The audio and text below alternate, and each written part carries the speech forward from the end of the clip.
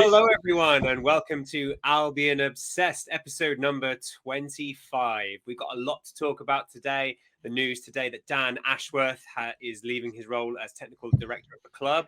We've got to do our Spurs recap and, of course, looking ahead to next weekend's game against Watford. But before we dive into that, let's see who we've got on tonight. We've got Joe. Give us a wave, Joe. Hello. Hello, Joe. Joe, how are you feeling, mate? You're taking a bit of a back roll today, so you can just kind of like put your feet up. I am. I felt a lot of pressure recently, mostly put on by myself. I will say that. I'm very appreciative to you, Tom, for taking the reins today. Just excited to have a little chat. Good. I'm glad to see you, mate. And don't worry, guys. I have a degree in drama. I was born for this. all joking aside, though. Chloe, mate, how are you doing? I'm doing good, thanks. How are you? Yeah, I'm doing absolutely grand. You know, apart from a bit, it's Monday, but apart from that, it's all good. Aaron, how are you, mate? That was a beautiful introduction to the show. Thank you so much. Yeah, all good. Thank you, Tom, mate. All good. And yourself? Yeah. I'm keeping well, and we welcome back Kurtis. Kurtis, how are you, my friend? I'm good. It's been a while, but I'm happy to be back. I'm not going to ask how you are because they just did. So yeah, but I'm all right. So. Okay. Awkward. No, it's all right. I will ask. I've got a question just before we jump in, and my question is to Chloe and Aaron. And my question is going to be, how was it getting back from Spurs? Now, Chloe, I know that you got coach, but was that okay? No issues there? I mean, it was a bit of a trek actually finding the coach after the game. Normally, like 9 times out of 10, they pick you up outside, like right outside the ground. It was sort of like a 15-minute walk, but it was all right. It was very, very cold on the coach on the way back. I have no idea why it was so cold, but other than that, it was pretty decent getting back. Good. Sort it out though, coaches. And Aaron, how did you get back, mate? Did you rock up at 2 o'clock in the morning? Almost. So we got back at about 1:30, 1:45. Got the train back from Seven Sisters, Victoria to Three Bridges, but it took almost an hour and a half to get from Gatwick, from Victoria to Three Bridges because they went some back route round Epsom and Horsham and back on themselves. But it weren't too bad. We're just on a foot train for the Tottenham fans, which was thrilling. Fun, I bet. The reason what time did you get back, Chloe? What time did you get back? It was about 12:30. Not too late. Jealous. The reason I ask, guys, is because obviously so much was made before the game about travelling back for the away fans. Just want to make sure you got back all right. You know, that's just looking out for you there. So today we've got lots of things to talk about, including our Spurs recap, which we'll get onto in just a little bit. But first, news has come out today that Dan Ashworth, technical director at Brighton and Hove Albion, has tendered in his resignation and has been placed on gardening leave by the club. And the quote here is that he's leaving to, quote, take a similar role at another Premier League. I wonder where.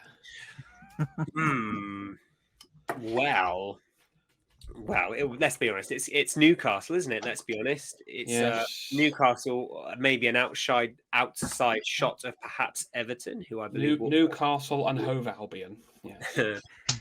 So that's obviously a bit of a breaking story today. Lots of different thoughts and opinions circulating on social media and fan forums. So just before we jump into the Spurs game, how are we feeling about this, guys? Joe, I'll come to you first, mate. Dan Ashworth, is it the end of the world, or is it something that we can just move on from quite quickly? I don't know if we can move on quite quickly from it. It's certainly not the end of the world. In terms of other businesses, there's not just a director. There's plenty of staff underneath, and things in place to make sure there's a hierarchy replacement once said person goes. So I feel the uproar on Twitter is a little bit disrespectful to the rest of the team that have also put in the really hard work to make sure we've got some really, really good signings through the door, such as obviously Adam Lallana, who's won a Premier League and a Champions League, Danny Welbeck, who was one of the hottest properties in English football a good few years back. I feel it is a little bit disrespectful to them because I'm sure they've worked tirelessly as well as Dan Ashworth. Of course, it is going to be a little bit of a loss because his experience in the game, especially with England, and his connections as well. But I'm sure those connections will be resumed with the club. It's a relationship that's probably been built up through Dan Ashworth, and I certainly don't think any relationships will be diminished by it at all. Yeah, definitely. I think you mentioned there about the structure of the club still remains intact. Of course, we've still got Tony Bloom, Paul Barber, the incredible training ground, the football ground itself. Obviously, these things can't be taken away from us. So yes, he's a big loss, but we will eventually move on. Chloe, if the rumours are to be believed, he will be joining Newcastle. Now, obviously, Newcastle are currently fighting relegation. Do you see this as a move motivated by money, or is there another thing going on there, do you think? I mean, yeah, probably. It is mainly money. I mean, it can't really be anything else, can it? They could be in the Championship next season. Like, there's a good chance they will be a Championship club next season. And I can't see what his motivation would be other than money. So yeah, unfortunately, money yeah. talks. Whether that's money that ultimately ends up in Dan Ashworth's pocket, or if that's money that he gets to spend on rebuilding the squad, I suppose remains to be seen. But in the meantime, David Weir is stepping in to replace him. Aaron, I mean, I suppose David Weir, I suppose most fans aren't really attuned to what's going on in the backroom staff, but do you think David can step in and continue the good work that Dan's done so far? I think when the rumours are circling with Newcastle being interested in Ashworth, I'm pretty sure David Weir took up a position as his number 2. Yeah. So I don't know if that's going to be the natural progression where he's gone, he steps up and takes it full time. It's not the end of the world, I don't think, personally. If the likes of Bloom decide to sell the club or Potter leaves, then it'll be a bit of a different story. Yeah. Money talks. Money talks. And he's going to get probably double what he's on at Brighton for doing the exact same job. I don't particularly blame him for going. It's just clearly money motivated, which I'm not. It is what it is. Would I do the same? Probably. We're all human. You want more money for doing the exact same job. It's not. Yeah. It's not rocket science. I think. Yeah, but I'm on £10 an hour. Yeah.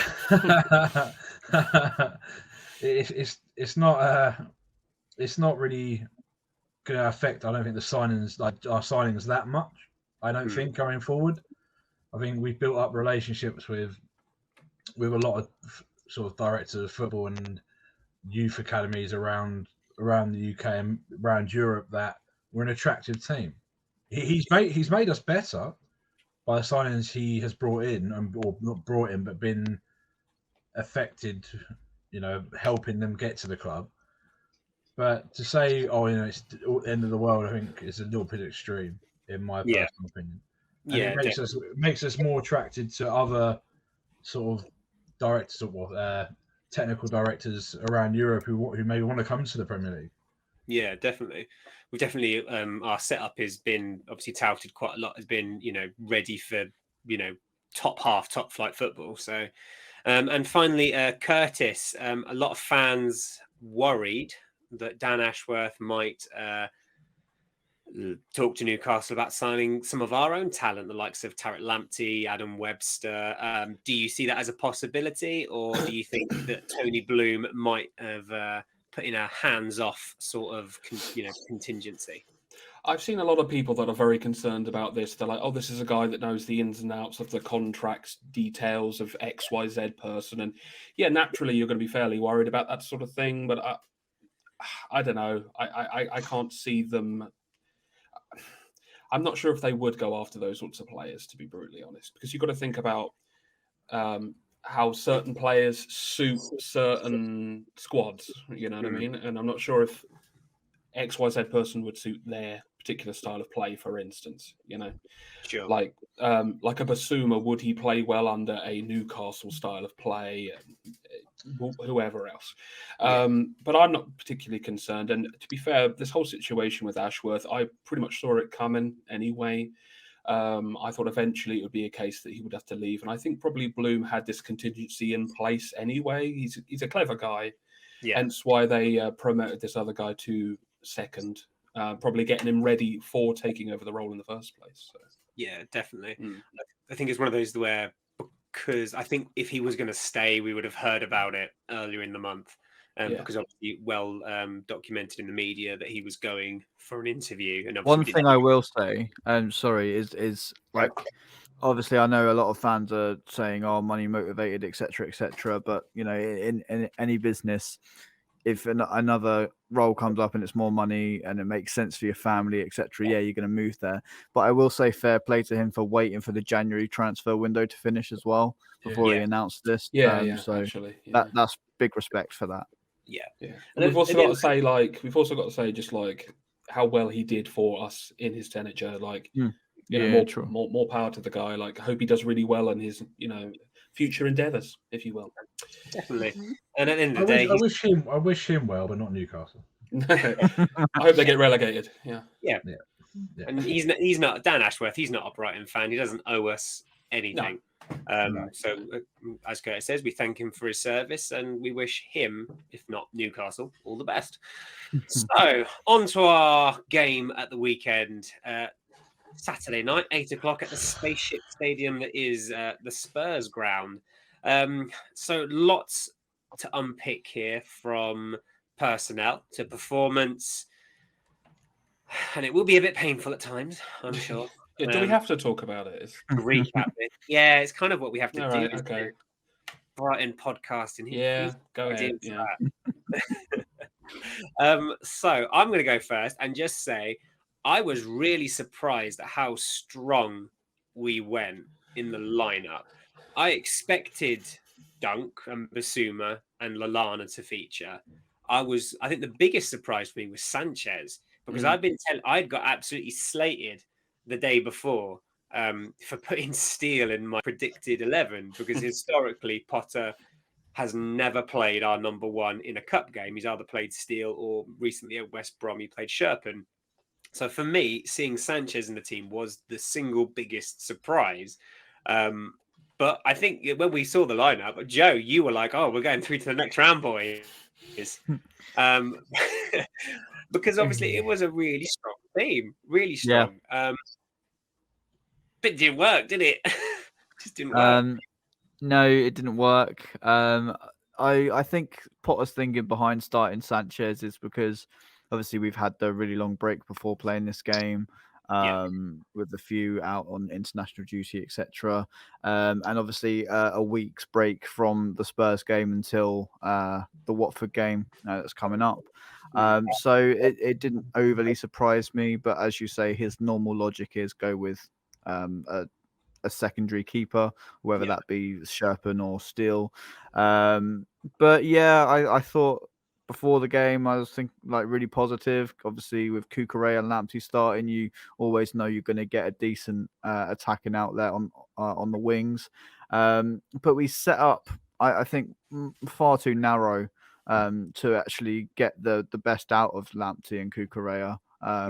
And Spurs they must have seen how we were setting up when they were coming to counter attack against us and just thought we can do this all night long, boys, because they were. And when you've got the pace of Son and Lucas in their sides, it's always going to be a struggle, especially with obviously Lewis Dunk coming back, who hasn't played for, couple months, 3 months, I'm not sure. But yeah.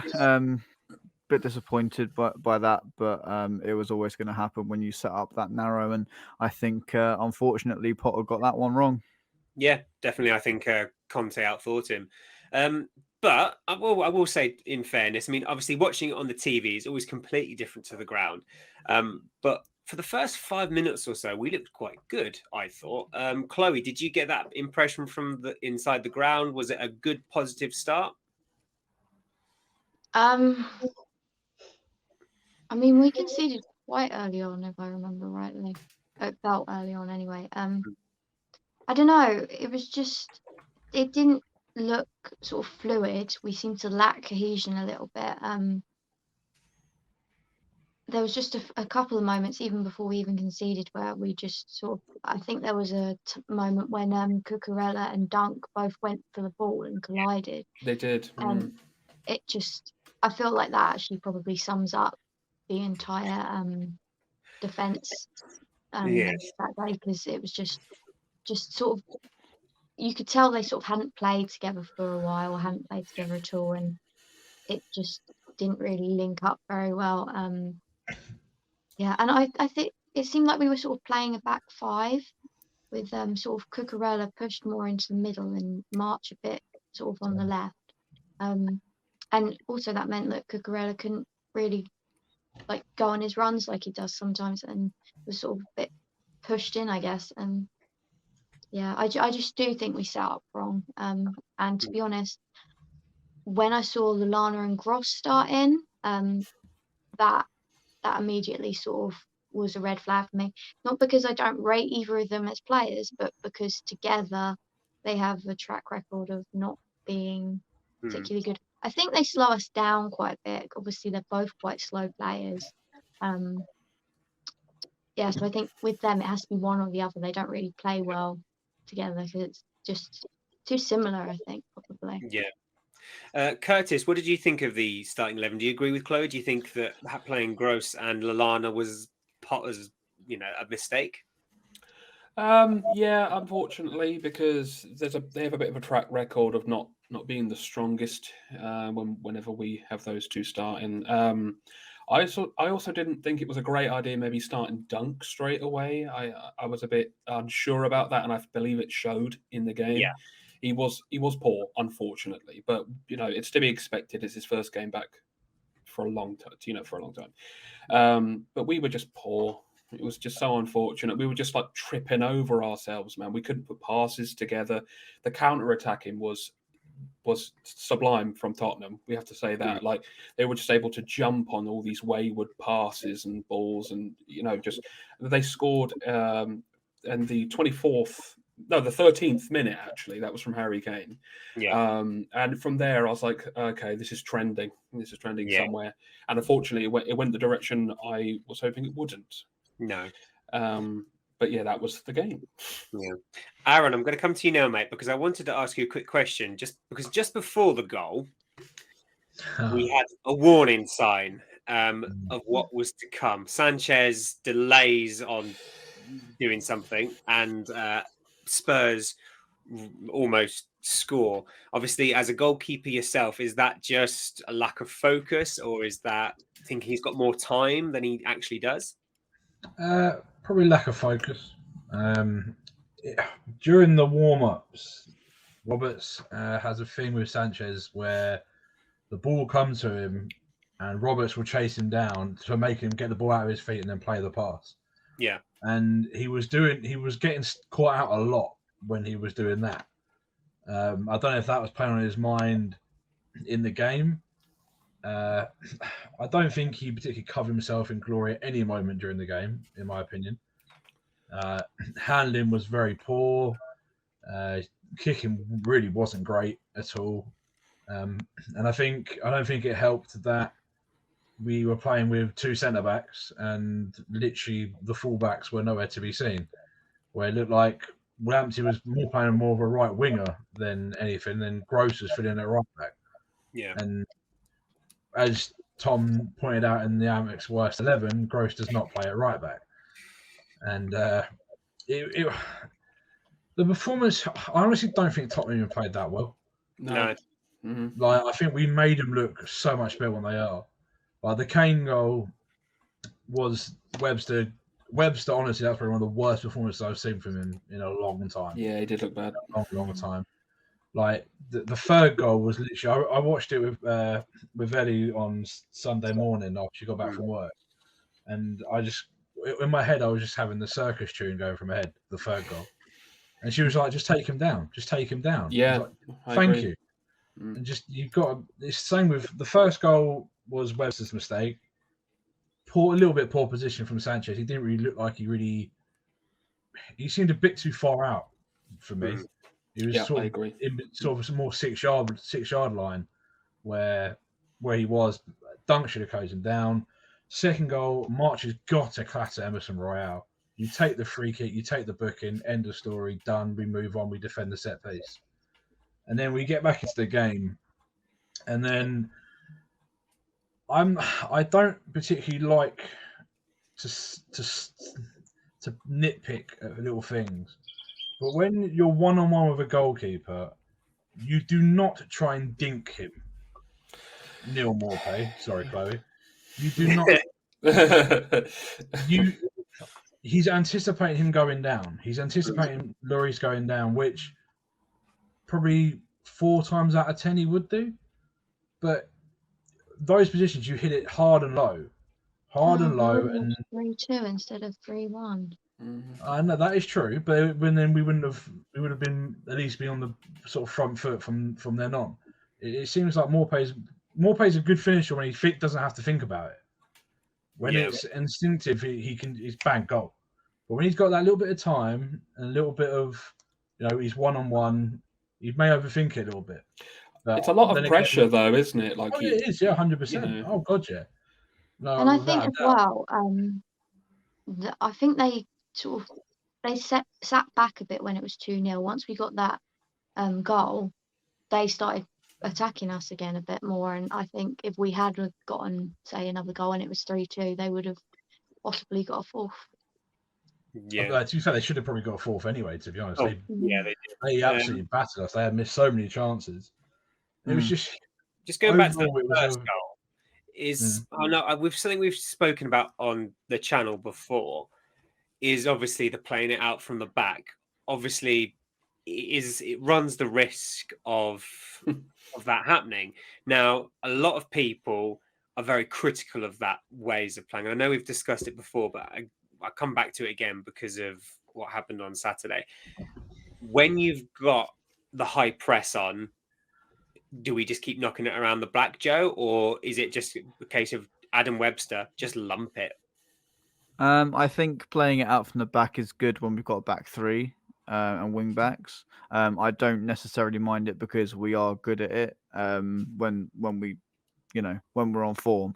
What really frustrated me, I just want to sort of divert from that question, I'll come back to it, was obviously the 3 goals were just so unlike us. I couldn't really pick out many individual mistakes this season that really stand out to me. But all 3 of those mistakes were just calamitous. And I'm thinking if we were 10% more with our mentality, I really think we would have come away and won that game. Because, as you say, Aaron, I don't really necessarily think Spurs were that good. No. It just seemed like we just weren't up for it. And with playing out the back, when you're having a game like that, playing out the back is going to cause those mistakes, which is very clear to see that we can't be doing that in the setup that Potter chose. Yeah, I think the thing with going long, we haven't got the target man. You're just going to hit the corners and hope to get a throw in, and then if not, we're just going to be on the back foot straight away. And this something that I've noticed under Potter. It doesn't matter what any circumstances we're under, we will not change the way we play because that's the way we want to play. And I think credit to Potter. I think that's probably the right way of looking at it. But in certain situations, it's sort of down to the player to just go, do you know what? I'm just going to go route 1 for the next couple of minutes. I do that. We do that on Saturdays for Forest Row. If we're under the cosh, we just go route 1. Just get it out, and then we'll regroup, give it 5-10 minutes, and then we'll get the ball playing from the back again. Yeah. It's just... No, go on, Kai. I think as well, playing out from the back is all right. I think the thing is, you can play it out from the back and play it out quite quickly, whereas we play it out from the back and kick it around the two centre backs for half hour. That's an I exaggeration, think but it's sort you of like can the play lack it of out from the options back going and forward. get it up the field quickly, but we Mm. don't really seem to do that sometimes. And then No. yeah, when we do, it seems we could play into Gross and then he just stops.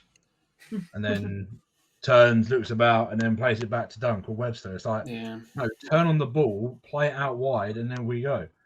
Yeah, The I performance, won't go into Grosslander because I think he's like I said before, he's done now. He won't get a new contract this year. no. I think He's his done set with the club. pieces were quite poor. I remember noticing and thinking, Yeah. I wish we had McAllister because his set pieces are just so much better.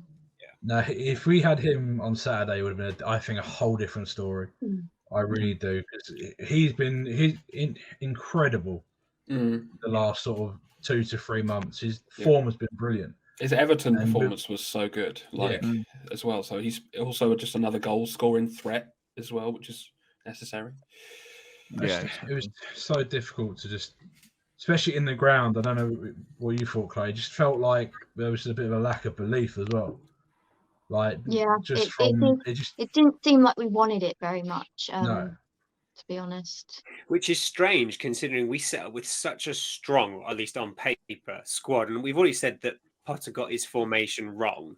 And just going back to the playing out from the back, as you say, Joe, I think with a 3 at the back it works because it gives Sanchez more angles to work with, and it gives the personnel along that back 3 just more options. And then obviously Adam Webster, because he's in a back 4, he hasn't got who he would normally like to pass to, I suppose.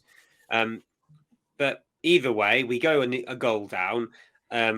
And then within what seems like a few minutes, we go a second goal down. Solly March, to be fair to March, he gets back. But as you say, Aaron, he's got to put the tackle in. And he's got to take the foul. Instead, all he does is dangle his leg. Yeah. He just dangles his leg.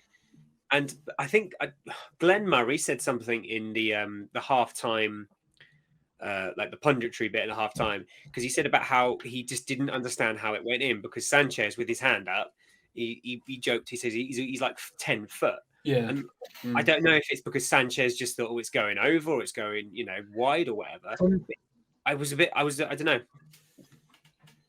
From the angle I was at, because I was directly on a corner flag, Sanchez's starting position was probably 3 or 4 yards sort of away from the post. So as soon as he's hit it, he's already, 1, not in the right position, and 2, he's already anticipated the ball was going to go across goal, as in towards the penalty spot, 6 yard. And that deflection has just put him out of the game straight away. Like instantly. It reminded me like Sergio Aurier's goal against us when we played him at Wembley. It was literally like identical, where he's taken a deflection, it's looped over. Well, admittedly, Matt Ryan's like 5'4", but it's just frustrating. Like I said, it's individual errors cost us the game. Tottenham weren't particularly great, and we really got to focus on Saturday. And that's the thing is, though, I the past few years, I've just felt like we don't care about the cup. I just don't. It just doesn't. I feel like we progress through it, and it gets closer to like the finals, and it just feels like we just don't care. And it's a shame. Like again, like as we say, like on paper, that team looked like a winning side, right? But when we were out there, I just didn't get the intensity. I didn't get any threat from anyone. And at no point did I feel like anyone was going to score. It was just frustrating. Like we would get up to the box and then we'll pass it all the way back, and it was just that same thing. I was like, yeah. I must have shouted myself hoarse, shouting at Solly March to put a cross in.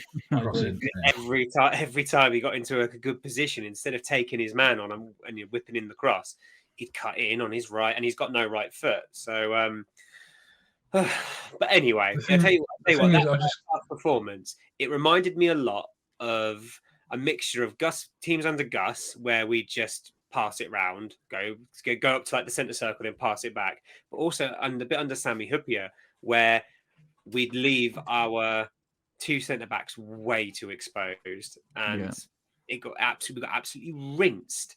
So obviously halftime comes, we're all crying out for changes, and Joel Veltman comes on to replace Adam Lallana, and we switch to a back three.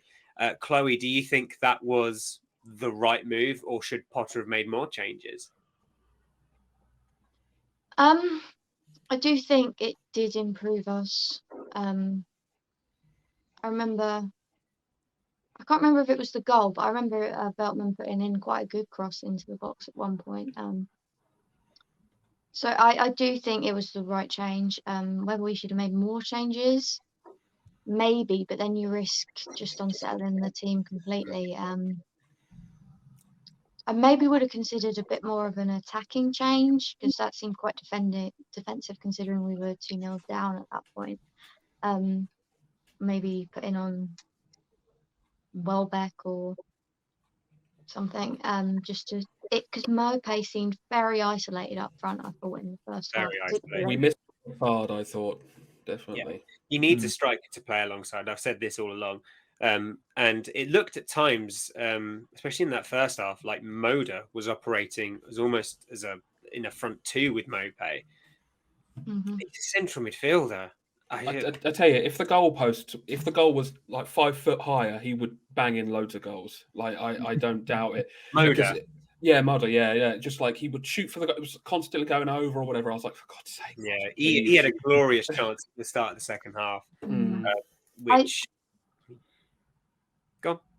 I do think he will start scoring at some point. Yeah, I do too. I think he's had a lot of missed opportunities. That he probably should have put away. But I do think at some point he will start scoring. And hopefully become a bit more clinical.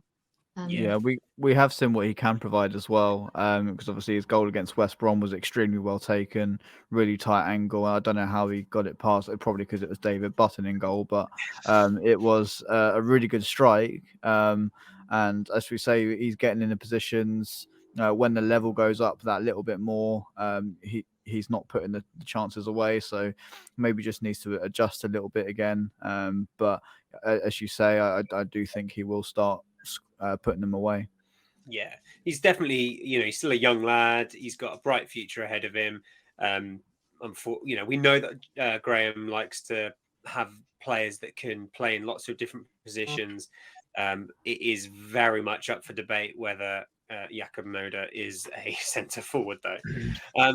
But we did eventually do a goal. Yes, a good one as well. Kurtis, then take the reins. It was a good goal.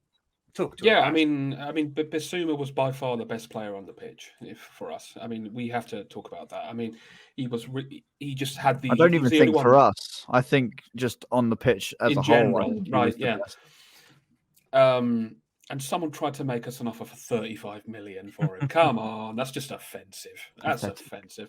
But like I said, I saw the goal coming. Actually, I saw him, running across the box there, and I thought he's going to do a Bissouma here, and he does it, gets it in there. I was like, bloody beautiful that is. It was a slight deflection, nonetheless, but it was still beautiful. But yeah, he just bossed it really in that midfield area. But it was only him.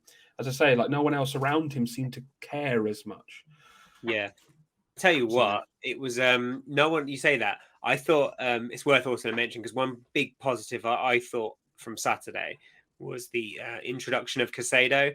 Because when he came on, he looked like a bright spark, and I thought someone else in that injury room in the biz sort of busy himself, winning the ball back, harrying defenders. And when we scored, I did for a brief moment think to myself, "Oh, this is back on." You're like, hang on. But almost immediately afterwards, Aaron, what happened? What happened?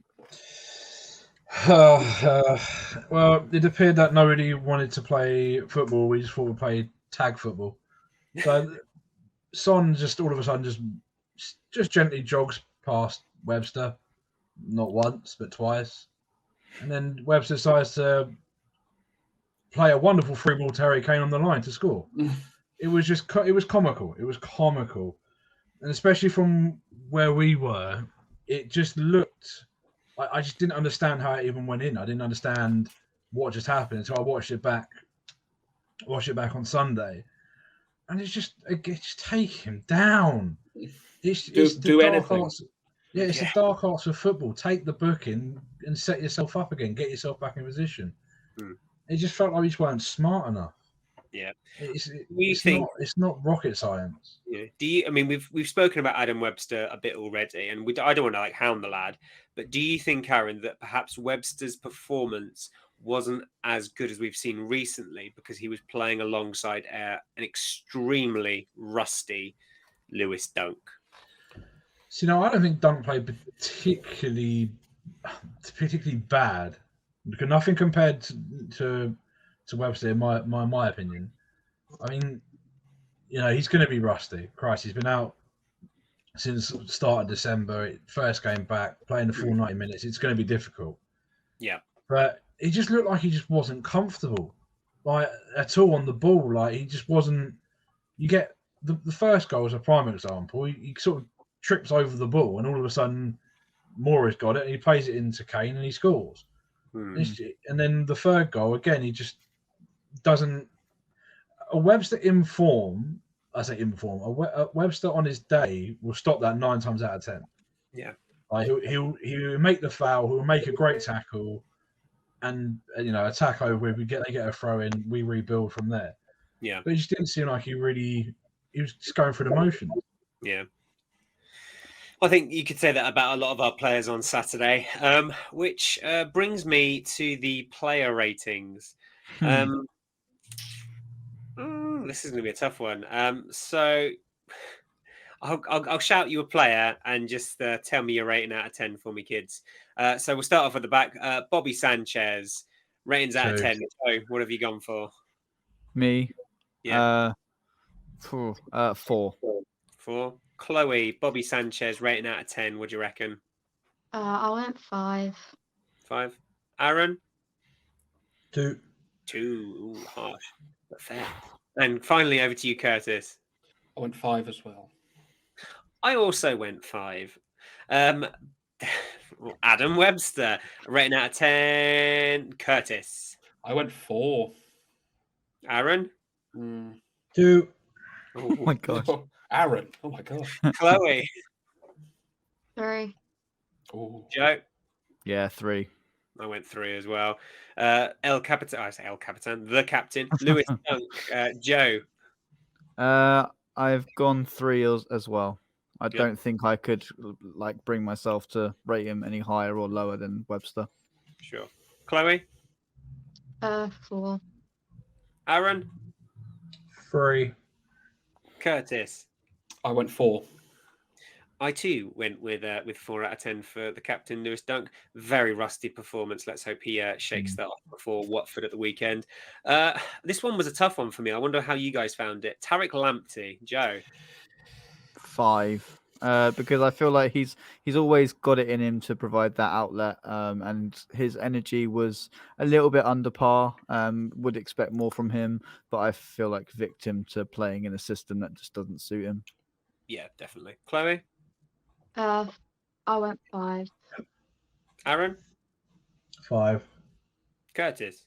5 as well. I thought he was sort of nullified in that game. Really, wasn't able to do what he's good at doing. Yeah. So. I mean, I personally thought he wasn't great, but again, like you, Joe, I put that down to the way Potter set up, which is the wrong formation. So I have also given him a 5 as well. Over to the other side of fullback Cucurella. Kurtis, what did you give our Spaniard? Again, I went 5, although it could have been a bit lower because there was a lot of errant passing from him in the game. 5. Yeah. Aaron? 3. Chloe? 4. Joe? I swear I haven't looked at your ratings, Chloe. I also went for 4 as well. Great minds and all that, right? Yeah, I've gone for 5 purely because I just really like that man. I think it's his hair. There's something about him I really like. He's beautiful. He's a beautiful man. I still think he looks like Glenn Murray with just lots of hair. But If again, he could start playing just like Glenn Murray, that'd be wonderful. wrong position, mate. Yeah. But yeah, that'd be great. Probably the easiest one on the list. Basuma. Joe, what did you give the man in the middle? 8 out of 10. Cool. Chloe, I can see you've just eaten something, so I'm going to come back to you in a bit, so I don't want you to rush your food. Aaron, what have you gone for, mate? Gone for a 9. I thought he was outstanding. 9. Very good. Kurtis. I went for an 8. Okay. And Chloe. I went 8 as well. Yeah, I think if I was just judging it on a second half performance, I would have probably given him a 9 as well, Aaron. But I thought he was quite... He drifted in and out of that first half for me, so I gave him an 8. But still, the highest rated player probably on the par. Over to Aaron's favourite player. So I'm going to start with you, Aaron. Pascal, what do you reckon? Lucky to get a 1. Oh, damn. Aaron woke up this morning and chose violence. Kurtis, what did you give Pascal Gross? A 4. 4. Joe? Yeah. 2. 2. And Chloe, what did you give Pascal Gross? I gave him a 4. I gave him a 4 as well. And Adam Lallana, only 45 minutes from him. I thought he looked quite good in that opening 5 minutes, I thought, and then he sort of just drifted out of the game. So I've given him a 4. Joe, what did you go for? I've gone for a 3. I feel with Adam Lallana, especially recently, obviously I know he's been injured, etc. But before he was injured, I feel like he goes missing quite a lot in games. And that's not what I want to see from somebody, as we said at the start of the podcast, with so much experience in the game. So yeah, a little bit disappointed from him. Yeah. Chloe, what did you give Mr. Adam Lallana? I gave him a 4. Okay. Kurtis? To be honest, I mean, like Joe said, I barely noticed him in the game. He might as well not have been there. A 3. Okay. And finally, Aaron. To be fair, I can't really disagree with anything which has been said. I think he goes missing. He went missing in the first, well, it's only half.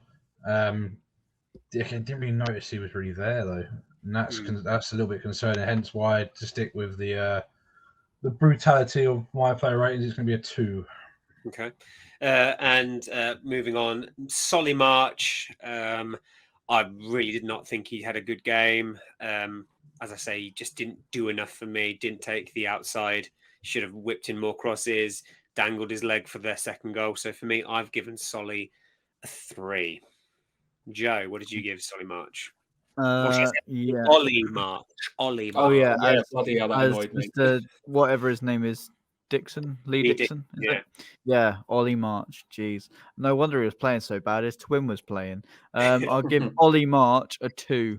2, blimey. So Chloe and Aaron, if you don't know, during the commentary, Lee Dixon kept referring to Solly March as Ollie constantly, March, all the time, and like the main commentator guy kept saying Solly March, and Solly March. Ollie March. So Chloe, Solly March, what do you reckon?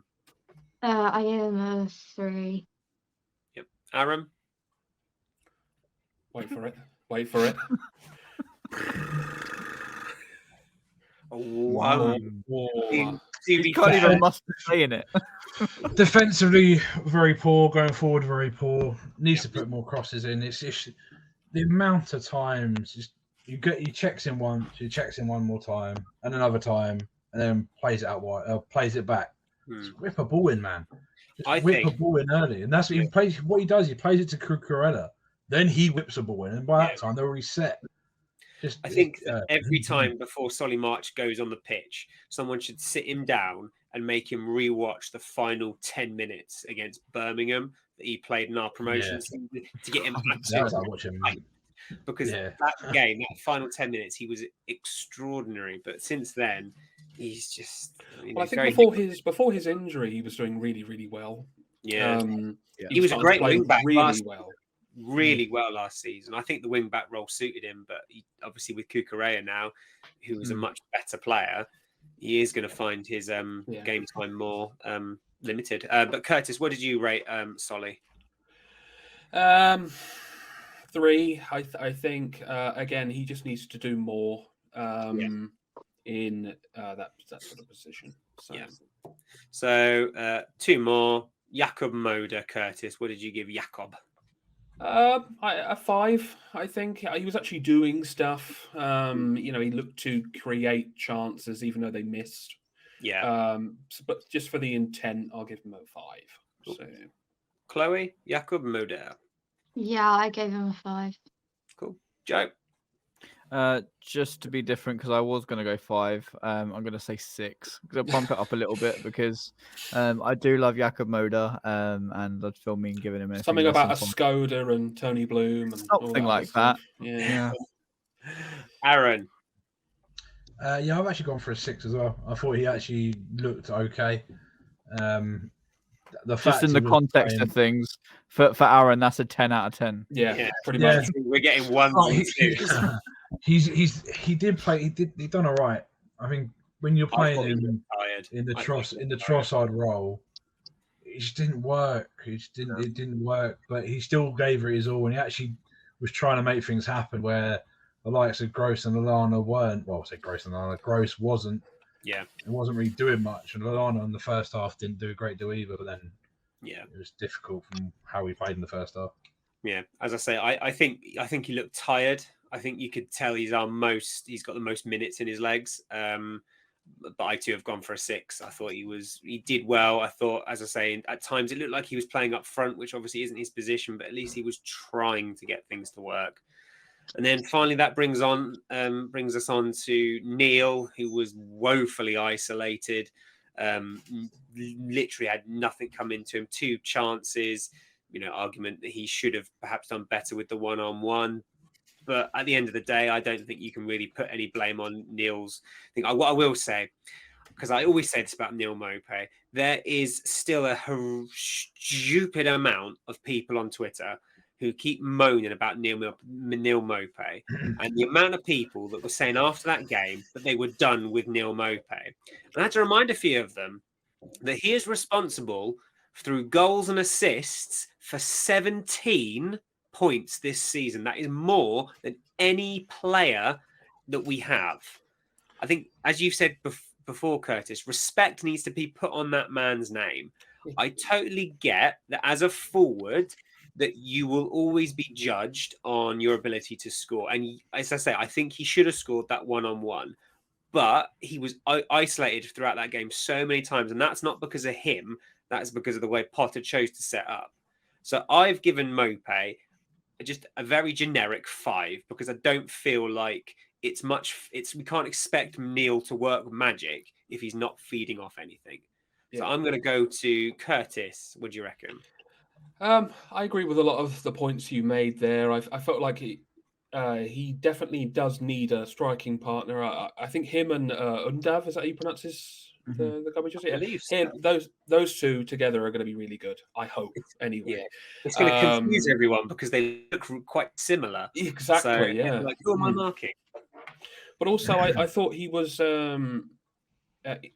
Neil Maupay in the past has had a bit of a trend of being maybe a little selfish on the ball and stuff like that. But I've noticed recently he's been passing it to other people to try and get attempts in, and so he did it with Modder, obviously, a couple of times. And I went for a 6 on Neil. As I said, the people that complain about him are the same people that are like, "Oh, he's amazing. He scored against Palace. Oh, I love Neil Maupay. He's the best ever." And you know what I mean? The football fans can be so bloody fickle sometimes. They just ignore everything else he does in these games, apart from scoring the goals. And admittedly, yes, he should be scoring more goals, but he doesn't. So. It's all about making sure that you're consistent in your approach, as you say, Kurtis. You can't love the man one week and then hate him the next. Yeah, Aaron, are we seeing another harsh mark from Maupay, or are you? Wait for it. Probably a 4. I think he couldn't really do a great deal. I don't think we saw the best of him at all from what his normal work rate was either. I don't think personally. It just seemed a little bit like he was missing Trossard.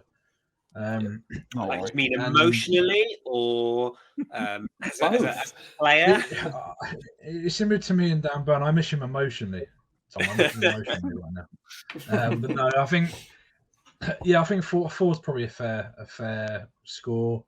He had one chance in the first half, which was difficult. Well, from where we looked like it was Yeah, difficult on the the turn and spin. head it Yeah, over. that was tough. That Oh was yeah, tough. that I Yeah, forgot was about that. yeah, that was a difficult chance.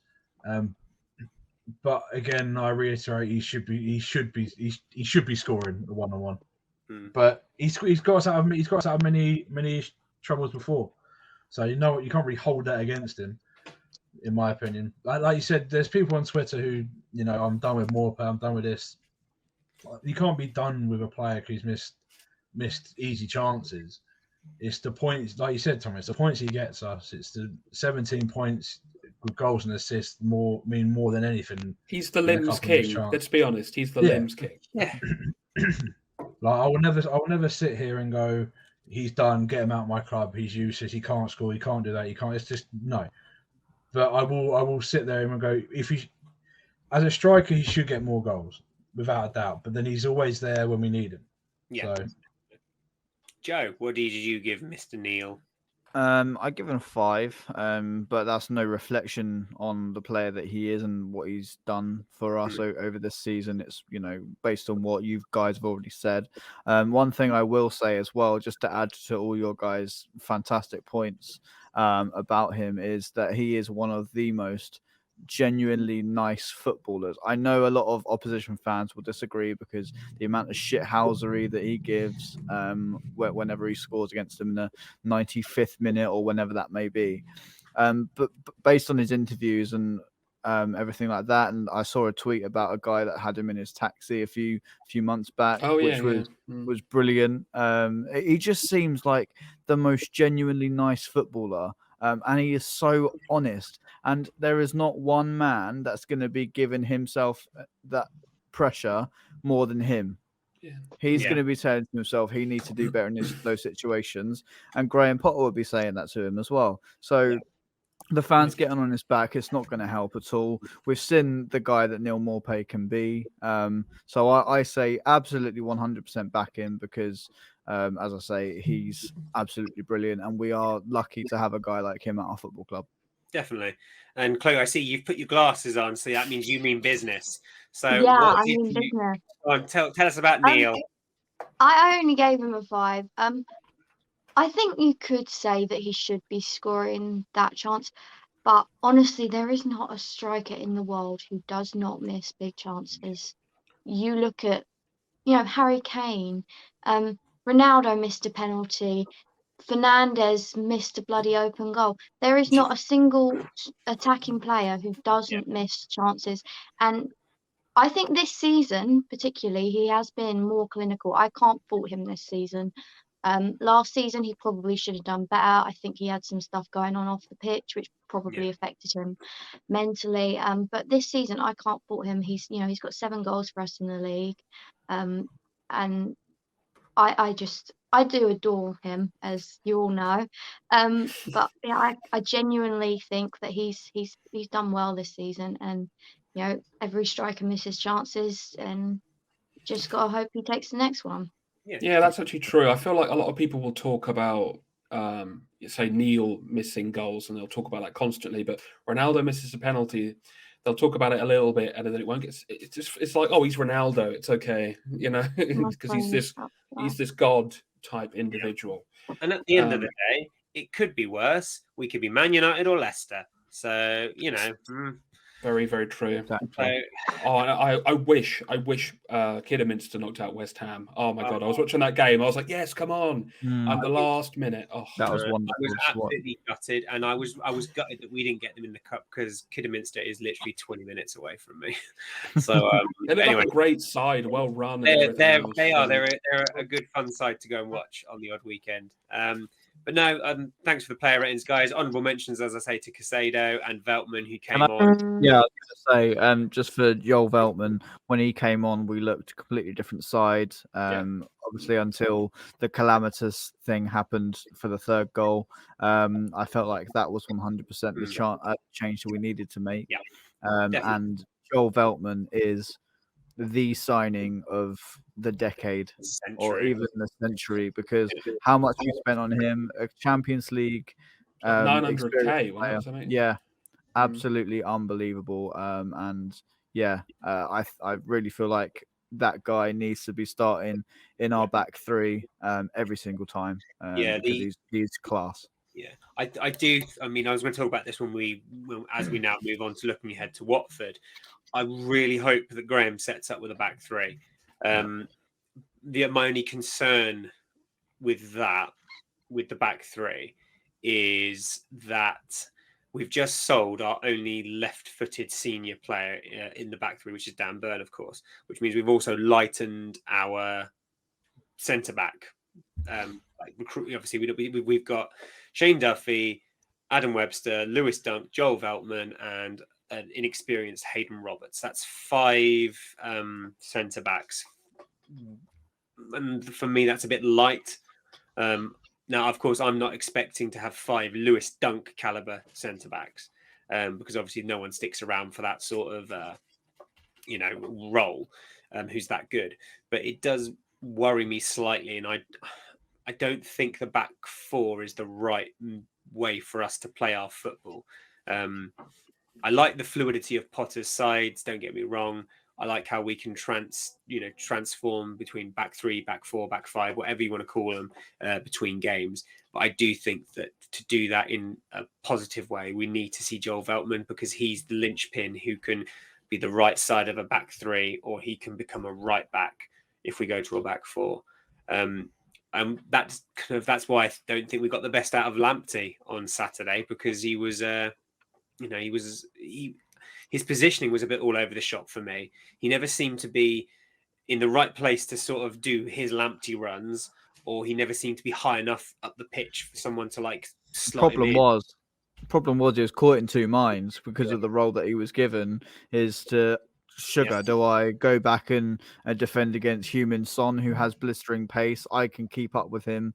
Probably nobody else in the team can. Or do I, with 2 goals down now, do I try and give an attacking outlet? Yeah, it's a tough one for him. As I say, it reminded me so much of Sami Hyypiä in the sense that the fullbacks didn't know whether to come or go, and it just made it so easy for Tottenham. But moving on, looking ahead to Saturday at Watford. So Watford, if you don't know, have just appointed Roy Hodgson as their new manager. They play tomorrow against West Ham. So their 500th manager of the season. Yeah, feels like that, doesn't it? So my first question to you boys is: are we going to see the new manager bounce? What do we think? No. Well, they played against Burnley the other day, and they looked average against Burnley. So yeah. And Burnley are going to lose 3-0 now. yeah, probably. They'll go and get absolutely spanked by West Ham tomorrow, and then we'll rock up and they'll beat us. Yeah. But Watford currently sit 19th in the table, but they are 20th in the form table. So they've got the worst form of any of the teams in the top flight. So are we expecting to go to Vicarage Road and come back with 3 points, or is it going to be the Brighton way when we play a team in the bottom 3 and we, with no disrespect meant, we sink to the level of the team we're playing against? That's exactly because that's the Brighton way. Yeah. So we seem to struggle against teams who love to sit back and just shut up shop straight off the bat and won't attack. And prime example, Palace under Hodgson. Prime example. Burnley at home, we always seem to somehow manage to get 0-0 draws because we can't seem to score because they just sit 10 men behind the ball and just defend for their lives. And that's what it'll be like on Saturday. And it's going to be when we played them at the Amex, they were bad. They were awful. But we were superb. We were playing really good, fluid football. Bless you, Chloe. And if we can get that going again, we should be beating teams in the bottom 3. I think you were about to say teams like what? I was going to, and I stopped. Yeah. I didn't want to be that guy. It's Brighton, so it's going to be a 0-0 draw. They'll shut up shop, and we will struggle to break them down. Yeah. Anyone got anything to add on that? I think it's going to be an exact replica of Graham Potter's first league game in charge. We're going to go to Vicarage Road. We're going to play our football. We're going to have Lamptey and Kukurea firing all cylinders, running hope. their wingers and fullbacks absolutely ragged. We're going to have Trossard back, hopefully. I'm not sure what's going on with him. Also, I saw Mwepu's might be in contention, maybe. Saw he's back out on the grass, not sure, obviously. Aaron's face. But, it's more options. Obviously, we mentioned about Jakob Moda needs to be taking more What about chances. McAllister? Do we know when he's supposed to be? No idea. It's a COVID test. Yeah, COVID was He's waiting. last week, so he must be sort of coming towards the end of it now. Close, Yeah. yeah. But then he's gonna have missed out on a lot of training as well. So he Yeah. needs to come up to. Yeah, but I think we're gonna go there. We're gonna play our football, and we're gonna come away with a lovely, very safe 3 points. Fantastic. Right then, let's have it then, kids. Score predictions for Watford. Joe, score prediction, please, and goal scorers. Brighton 3, Watford 0, Morpay hat trick. There you go. Oh wow! That'll silence the doubters. I feel like I sort of feel like we have to win to get our confidence back after the break and what have you. I'm feeling like a win, like 1-0 though. I think it will be close if we do win. It's not another boring draw. But I think. Who do I think is going to score? Let's say Trossard if he plays, but if he doesn't, Neil. Cool. Yeah. Chloe, are we going to bring 3 points home away? Yeah, why not? So much. Yeah. Yeah. Yeah, why not? I'm gonna go 2-0 because I'm not overly confident that it's gonna be like a thrashing, but I think it'll be sort of a fairly comfortable win, but not like a complete annihilation. And I'm gonna go Mopay and I'm gonna go McAllister. And finally, Aaron.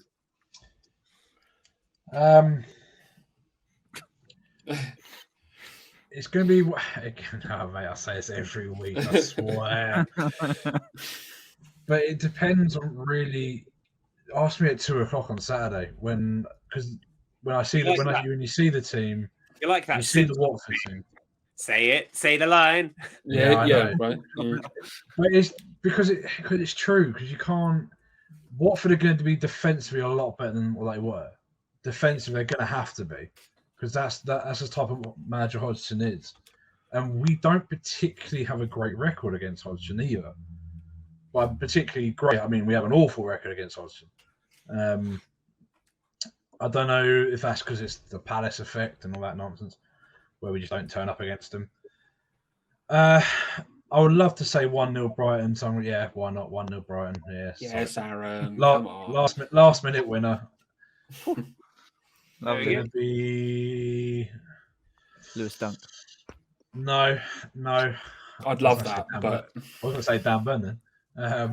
let it go, Aaron. Let it go. He's gone. Ouch. Too soon, man. Too soon. If only he could. Yeah, last minute it would do what he does best. More pay last minute. He seems to like those ones. Cool. I too am going for a scrappy 1-0. I think we're going to struggle to break him down. Yes.